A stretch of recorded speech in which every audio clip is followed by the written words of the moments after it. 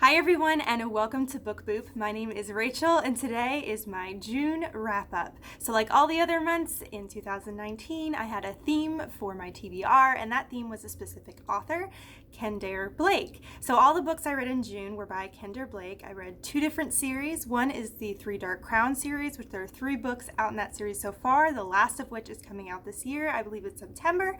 And the other is a duology, which is the Anna Dressed in Blood series. I'm going to be reviewing all of those for you today. I'm going to do my best to not have any spoilers at all, but try to give as detailed thoughts as I can.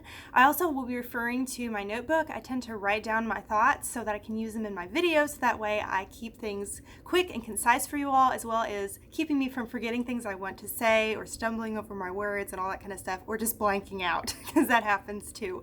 So there's a few times I'll probably be looking off screen, looks like I'm reading something. That's what that is. Those are my notes, just to make sure that I can remember everything I want to say. But let's go ahead and jump in. Let's start with talking about the Three Dark Crown series by Kendare Blake. So this is the first book here. There are three books out so far. We've got Three Dark Crowns, One Dark Throne, Two Dark Reigns, which drives me crazy, the fact that it goes 3-1-2 instead of 3-2-1. Why did they do that? All right, so a really quick synopsis for this, at least this first book. Three Dark Crowns is about this island where a queen always reigns. And each generation, a queen will give birth to three triplet girls. And these girls usually will have different powers. Different powers that they can be. You can be a poisoner, which means that poison doesn't affect you at all. Like you can eat any poison and it won't harm you in any way. Another thing you can be is an elemental, someone who can wield fire or wind or water, things like that. Or you could be a naturalist, which is someone that can control plants and animals and communicate with them. So each girl they grow up together for a period of time and then they are separated to different basically houses or kingdoms that will kind of prepare them to battle for the crown, to battle for the throne and the crown. And when I say battle, I mean battle to the death. They are destined to murder each other until there's only one left standing who will gain the crown. So we follow these three sisters, these three dark crowns, and we follow them as they have to battle it out for the throne. So as it sounds, it is a very dark story. It is a high fantasy. It's set in a world that is different than our own, which is something that I don't normally read very often. A lot of times I read a lot of urban fantasy, to be honest, like Harry Potter and things like that. So most of the books that I read usually aren't high fantasy. So one that was a little bit of something different for me. And then also this is very political. It's very royal political kind of stuff, which usually I'm not that into either. But I was very, very pleasantly surprised how much I enjoyed this story. Now, from the plot, it is very dark. It's a very, very dark story, definitely.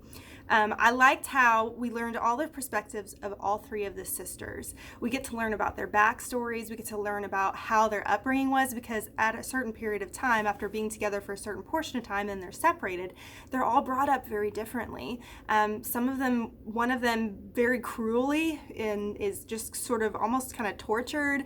And then just they're brought up very different circumstances. One of them is brought up more in a village and more of a poor style. Another one is brought up in a palace and is just sort of lavished upon. So there's like all these different perspectives, and we get to see the perspectives of every sister, which I really enjoyed. I got to learn about each character individually, which was really, really cool. I hurt for these characters who were raised to kill each other. I mean, you just hurt for these sisters who know basically at a certain point in time, I think it's when they turn 16 years old, is when they officially have to start battling for the throne. And I think by 17 they have to be done. Either that or if it's 7 to 18, I can't remember. But they have a year to basically battle out to try to kill each other for the throne, which is pretty dark. Crazy family dynamics, let me say. So I just hurt for these characters because honestly, I mean, they have to. They're being brought up to do this. This is tradition. This is something that happens in every generation, and they're expected to just murder each other, and they don't have a choice. And you just hurt for them because some of the sisters they don't want to murder each other. They don't want to murder each other for the throne. They don't want to have to do this. And so you just hurt for them very much. There are lots of good surprises in this book, which I thought was really, really cool. There's lots of stuff I didn't expect. And I was really, really surprised to see how much I enjoyed the story. It was a lot of fun to read. It's definitely dark, definitely creepy, definitely heavy, but I really enjoyed it a lot. And Kendare Blake, even though it's like a really heavy subject matter, a heavy topic, and heavy story, she still throws some humor in there at times, which I really appreciated and really enjoyed. But this was a really fun story, and it was really immersive, so I highly recommend it. It was fun. I gave this book 4 stars. So the next book in the series, One Dark Throne, I borrowed from the library, as well as the third book, Two Dark Reigns, so I won't be able to hold those up for you. But for One Dark Throne, the second book in the series, to me, the action picked up quite a bit. It just had a lot more action in it. The first book had a lot of backstory and just learning about each of the characters. The second book, to me, seemed to pick up in the action. It actually had a little bit of a Hunger Games feel to me, slightly. That's the second book, to me, is kind of where it picks up more along the lines of them battling for the throne. There is some of that in the first book, I would say, as well, but the second book, that picks up a lot more in the action, and so it almost kind of has a little bit of Hunger Games feel to me, just a little bit. We got to see some character development from the main characters and the side characters, which I really appreciated. There was a lot of really great character development. There wasn't really any stagnant characters, which I appreciated as well. And I loved seeing the sisters who had to battle for the throne kind of learn and grow. And there's some really awesome side characters as well that I really enjoyed, and I love seeing their stories develop as well.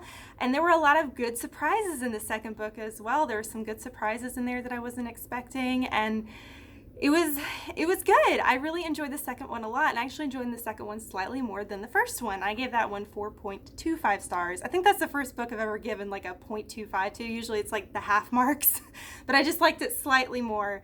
And that one was really fun. It was more action-packed to me and fast-paced, and I really enjoyed it a lot. Now the third book, Two Dark Reigns, which is not the last book in the series. There's one more book coming out, so this is the next to the last book. But Two Dark Reigns, this one, I didn't like the change of course in the plot for this one. Now, I'm not, of course, not going to give any kind of plot direction with this one, especially since it's the third book, because spoilers, but I just didn't like the plot direction in this one as much. This one felt like it veered off to a different path to me, and I wasn't enjoying it as much.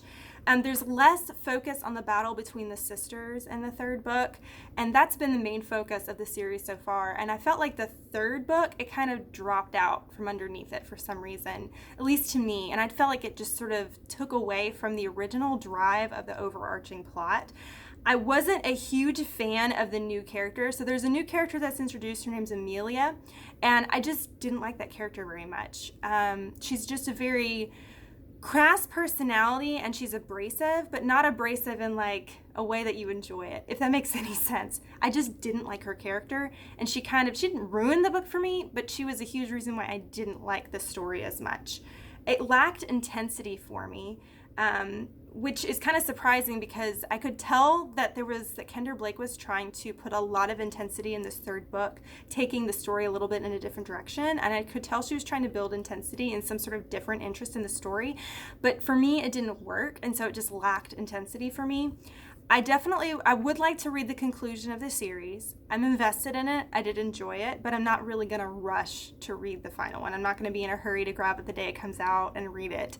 I do want to see the conclusion, but I was just disappointed to see the direction that I was going in the third book. So the third book, I gave 3 out of 5 stars. 3 stars for me is kind of like, I didn't hate it, but I didn't love it either. I didn't really overly enjoy it, but it was okay. So for me, the very first book was really good, and I was surprised by how much I enjoyed it. The second one was a little bit of a boost for me. It was action-packed and exciting, and the third book was a little bit of a letdown. I felt like the story started to go in a direction I wasn't loving quite as much. So that is my review for the Three Dark Crowns series as it stands at the moment. And now the other series, which I'm very excited to talk about because it's totally up my alley, is the Anna Dressed in Blood duology. So the first book, Anna Dressed in Blood, we can appreciate this cover. It is beautiful. I just love it and all its wonderful creepiness. Now this kind of story is my bread and butter. I'm a huge supernatural story fan. Anything that has ghosts in it especially, I probably will end up loving. I just love ghost stories. They're so much fun, and this is no exception. So the Anna Dressed in Blood series, we follow this boy named Cass, and he sort of has this family legacy of going out and ending lives, but ending ghosts' lives. So he pretty much goes and searches for ghosts that are vengeful, ghosts that are harming the living. And he has this specific kind of legendary weapon that he can wield that will actually kill a ghost, as it were, or send it on to the afterlife. So he goes through, he's kind of like a bounty hunter of sorts, searching out all these different ghosts that are dangerous. And his name is Cass, and Cass is searching for all these different ghosts all across the world until he hears about this ghost named Anna dressed in blood. And Anna is this ghost who was murdered on her way to prom, I think, or some school dance. And she is living in this house, in this old abandoned house, where basically if anyone enters the house, they don't come back out alive. She just like viciously murders anyone that comes near her. And so he is excited to go and learn more about her and to hopefully send her on to the afterlife and to destroy this very vengeful ghost. So that's sort of like the more or less overview of the story. There's a lot more to it than that, but I'm excited to review this one. So for Anna Dressed in Blood, I loved that it immediately jumps into ghostly action. So just from right off, the first chapter, we're already jumping into some ghosty creepiness, which I love. We immediately jump into Cass hunting down a ghost, and I love that. I love that it jumped immediately into the action and it jumped immediately into the creepiness. I loved that. There was no kind of like work up to it. It was just like, here we are. This is what this book's about. There was a nice amount of creepiness in this book throughout, which I really, really enjoyed. I love the creepy factor in this book. It was so much fun, so much ghostly awesomeness. The only thing I disliked was the amount of language near the beginning. So towards the beginning of the book, there were a lot of F-bombs dropped, which I'm not necessarily like overly high against language in books. It's just when it's overused is when it kind of drives me crazy. Like a well-placed cuss word, I can kind of appreciate because sometimes it just works for the dialogue and the plot. But at first I felt like it was just overly used, especially like the F word. That was mainly the only word that I was seeing on this that was a cuss word. And it just was overly used, and it broke up the dialogue for me to where I was having trouble kind of being immersed in it. And so it kind of balanced itself out as the book went on, but at first it was a little bit too much. The story went in an unexpected direction, which I really appreciated as well. I thought it was going to be focused on one thing and ended up getting focused on something else. There was some huge turn of events in this book, which was really, really cool. This book was not necessarily impeccably written, but I really enjoyed it for its subject matter. So I gave this book 4.5 out of 5 stars. I absolutely adored this book. And like I said, not necessarily because it's like perfectly written. It's not some masterpiece, but it's just the creep factor, the ghostliness. It's the kind of story that I really, really enjoy, kind of no matter who writes that kind of story. But it was well done. It was really, really creepy. It had some humor thrown in there. It had some twists and turns. I really enjoyed it quite a bit. So this one was a lot of fun, and I would like to read this one again sometime. And this one, honestly, I almost kind of felt like it could stand alone a little bit if you wanted it to. It was just really, really good. So the last book I have to review is Girl of Nightmares, and that is the second book in the Anna Dressed in Blood duology. This book was, to me, more creepy than the first one. It had more creepiness to it, but at the same time, even though it was really creepy, it lacked intensity for me. The first book was creepy and had intensity to me, but for some reason, I don't know why, it just lacked the intensity, even though it upped the creepy factor, it upped the gore factor in this one. There was a lot more angst in this book. So both of these books are focused on the main characters are teenagers. So of course there's going to be some angstiness in there. This book had a lot more angstiness in it, but it kind of annoyed me, to be perfectly honest. I understand, and I completely remember when I was a teenager and you love somebody and you're just obsessed with them and that's all you can think about. I get that. Like when you have a crush on someone or whatever, you've got your first boyfriend or girlfriend. I get that. I remember that. But it was sort of just overly done in this to where I started getting annoyed with the main character because all he could think about was one specific person, and that was annoying. I was just like, okay, can we move on and think about something else, please? Let's move on in the plot. So the angst to me was a little bit just sort of a drag in this. This book felt a little bit longer than it needed to be. I felt like the plot dragged in spots, and I felt like it could have been trimmed up a little more. This book just felt like there were some unnecessary parts in it. I'm not entirely sure what specific parts could be kind of buttoned up more, but I just felt like it dragged a little bit to me. The ending climax for this book was satisfying. I was really happy with the ending climax. There were a lot of part of this book was slow to me, and so when it finally got towards the ending, got toward the main climax of the story, I really appreciated it, and it was good. It was worth a read. It was worth the wait to get there, I will say that.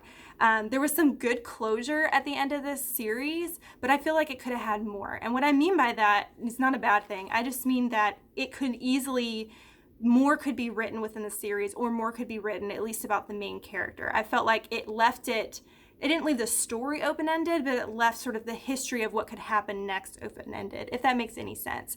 I feel like there could be more series about Cass hunting ghosts and things like that, just not necessarily focused on Anna Dressed in Blood, but just sort of like focused on other things as well. So I kind of like the fact that you could see the story continuing. Even though the main story arc that was in this duology wrapped up nicely, you could see the story continuing, which was really cool.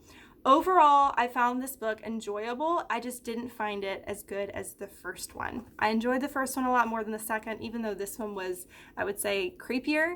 I just felt like it lacked the intensity that I was hoping to see that was in the first one. If you can hear that, that beeping, I'm sorry. That's my husband's dinner or something that's in the oven that's beeping. Anyways, so those are all of my books that I read in June. It was a really good reading month, and I enjoyed reading Kendare Blake. I have never read Kendare Blake before, which was really, really cool to just have a new experience with a new author. I really enjoyed it a lot. Have you read any of these books before? Have you read the Three Dark Crown series or read the Anna Dressed in Blood series? Let me know what you think about them down below. Also, let me know how your reading month in June was. What did you end up reading? What did you love the most, or what did you hate? Just let me know what you thought about your reading month in June. On this side of the screen over here is my logo. If you click on that, you can subscribe to my channel and follow me on my book journey. On this side over here is a suggestion for another video if you want to watch another one right now. But thank you so much for watching. You rock, and don't forget to keep reading. Bye!